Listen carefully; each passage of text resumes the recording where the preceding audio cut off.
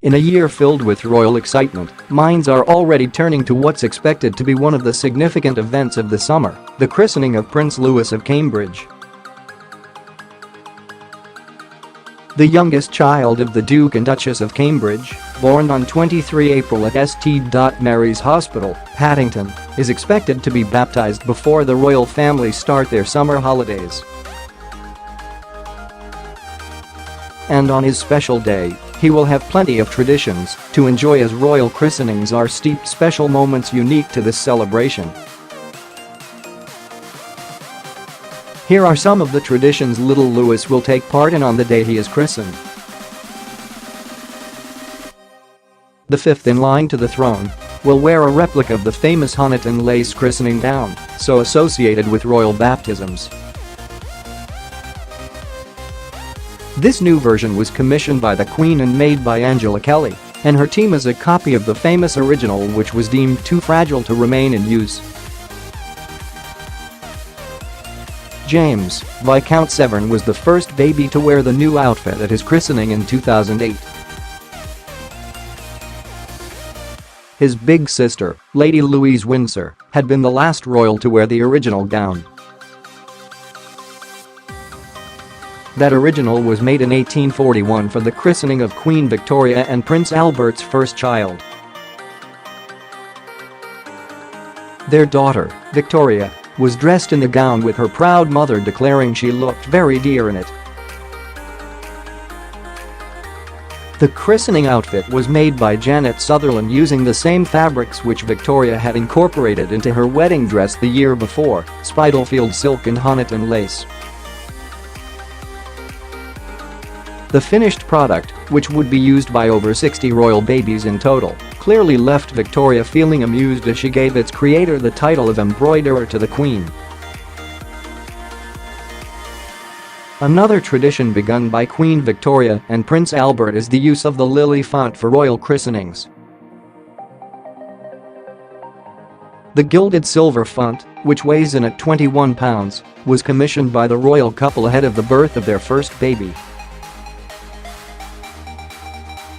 Back in 1840, there were concerns about associations of the font then in use for royals. It had been commissioned by Charles II, whose children were all illegitimate.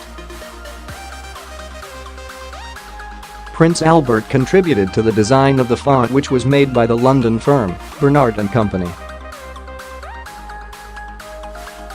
who charged the princely sum of £189.9 for their work.The bowl is a large, open lily, and the font is decorated with more lilies, chosen as they represent purity. It's also decorated with cherubs in representations of ivy.The font is kept at the Tower of London, but will be brought to whichever location the Duke and Duchess of Cambridge choose for Prince Louis's christening. That could prove to be a major move. When Princess Charlotte was christened in July 2015 at St Mary Magdalene Church at Sandringham, the operation to bring it to Norfolk was surrounded by secrecy. Royal babies are usually christened with water brought from the River Jordan, where Jesus was baptized by John the Baptist. In 2015, specially sterilized water was flown in for the baptism of Princess Charlotte. The water is traditionally poured from a silver ewer made for the christening of the future King George III in 1735. What else to expect? The baptism is usually carried out by one of the most senior clerics in the Church of England.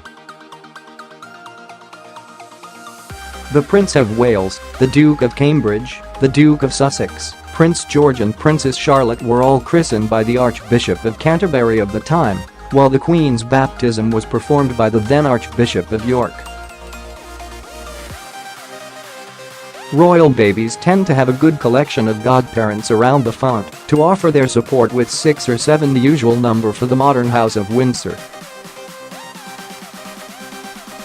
And while we expect an official photo or 3 from any major royal event, christening portraits provide us with a first chance to see the newest member of the House of Windsor with their extended family.